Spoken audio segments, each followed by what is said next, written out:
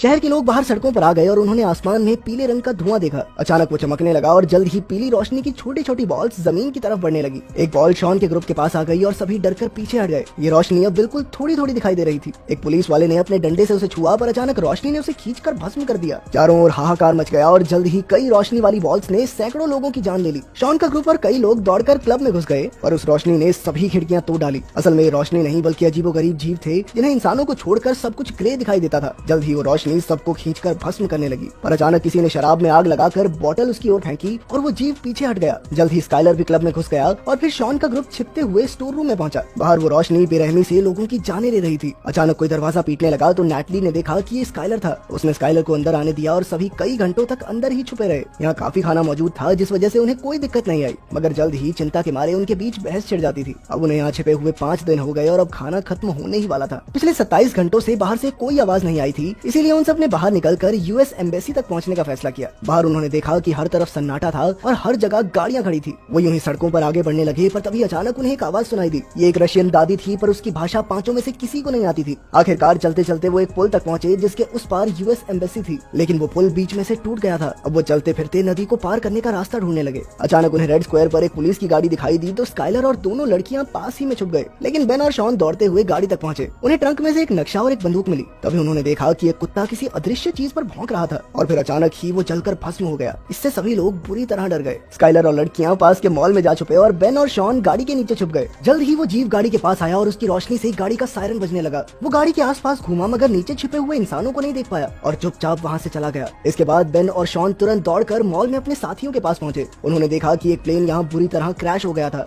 Skyler ने कहा कि उन्हें यहीं रुककर मदद का इंतजार करना चाहिए, पर बेन और शॉन ने कहा कि उन्हें जिंदा रहना है तो आगे बढ़ते रहना होगा। उन्होंने हिसाब लगाया कि ये जीव बिजली से घिरे हुए हैं, इसीलिए उनके पास आते ही बिजली से चलने वाले डिवाइसेस अपने आप जल उठते हैं। अब उन्होंने हर जगह से लाइट बल्ब इकट्ठा करके अपने गले में बांध लिए ताकि जब भी वो जीव पास आ रहा हो तो बल्ब के जलते ही वो चौकन्ने हो जाएं। इधर शॉन ने देखा कि बाहर के बल्ब जलने लगे थे, यानी वो जीव पास ही था, पर वो डर के मारे कुछ कर नहीं सका, वहीं जम गया। मगर वो रोशनी उसके पास से यूं ही गुजर गई। जब वो जीव दुकान में घुसा तो नैटली भागी नहीं, शॉन ने उसे खींचकर वहीं जम जाने को कहा। एक बार फिर से वो चीज उन्हें बिना कुछ कहे पास से गुजर गई। तब शॉन को समझ आया कि वो कांच के पीछे खड़े हैं और उस जीव की बिजली की किरणें कांच के आर पार नहीं जा सकती, शायद इसीलिए वो उन्हें नहीं देख पाया। इसके बाद वो मॉल से निकलकर जैसे तैसे यूएस एम्बेसी पहुंचे, पर वो बिल्डिंग पूरी तरह बर्बाद हो चुकी थी। दरवाजे पर हजारों गोलियां बिखरी पड़ी थी। तभी स्काइलर को एक राइफल मिल गई। अब स्काइलर दरवाजे पर रखवाली के लिए रुका और बाकी सब अंदर की तलाशी लेने गए, पर वो बिल्डिंग पूरी तरह खाली थी। फिर वो कंट्रोल रूम में पहुंचे जहां उन्हें सारे मामलों की रिपोर्ट्स मिली। इस रोशनी के हमले के 3 मिनट तक दुनिया भर में खबरें आती रही और उनके मुताबिक ज्यादातर शहरों पर कब्जा हो चुका था और इंसानों के पास इस रोशनी का सामना करने के लिए कोई हथियार भी नहीं था। अंडरग्राउंड होने के अलावा और कोई चारा नहीं था। वहीं एक पिंजरे में एक रेडियो था और शॉन ने उसे ऑन भी किया, पर रशियन भाषा किसी को समझ नहीं आई।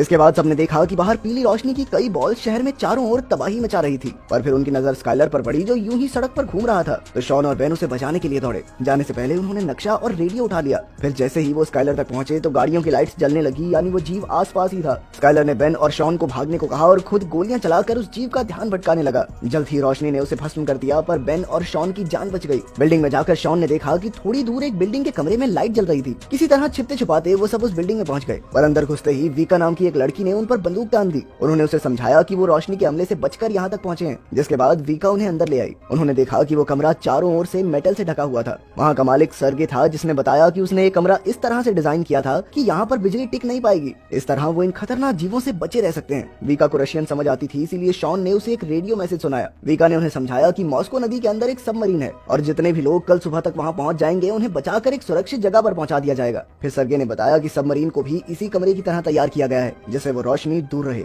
अब उन सब ने मिलकर सबमरीन तक पहुँचने का फैसला किया। सबसे पहले वीका, नैटली, एनी बिल्डिंग में से जरूरत का सामान ढूंढने निकले। उधर सर्गे ने बेन और शॉन को अपनी बनाई माइक्रोवेव बंदूक दिखाई, जो उन जीवों के चारों ओर से बिजली की परत हटाने की ताकत रखती थी। जल्द ही उस जीव की नजर लड़कियों पर पड़ गई और वो बिल्डिंग में घुस आया। तीनों लड़कियां तुरंत कमरे की ओर भागी और ऐन वक्त पर अंदर घुस भी गई, पर जल्दबाजी में दरवाजा ढंग से बंद नहीं हुआ। अचानक वो जीव अंदर घुस गया और लड़कियां एक कांच के टेबल के पीछे छुप गई। तभी सर्गे ने अपनी माइक्रोवेव बंदूक से हमला करके उस रोशनी को फ्रीज कर दिया और बिजली के पीछे छिपा हुआ उसका चेहरा सबको दिखाई देने लगा। अब सबको समझ आ गया था कि यह अजीबोगरीब सी रोशनी असल में खूंखार एलियंस थे, जो धरती पर इंसानों का नामो निशान मिटाने आए थे। बदकिस्मती से इसका असर कुछ ही पलों के लिए रहा और एलियन ने एक बार फिर से गायब होकर सर्गे को भस्म कर दिया। वहीं शॉन और बेन एक खुफिया रास्ते से भाग निकले। नैटली ने धमाके के लिए डीजल का टैंक तोड़ डाला और बेन और शॉन के पास पहुंची, पर एनी डर के मारे भाग नहीं पाई और उस एलियन ने उसे जलाकर भस्म कर दिया। उधर वीका सीढ़ियों से नीचे आ गई और अपने बाकी साथियों के साथ भाग निकली। जल्द ही उनके सामने रशियन पुलिस वाले आए जो कि मेटल से पूरी तरह ढके हुए थे और उनके पास कई हथियार भी थे।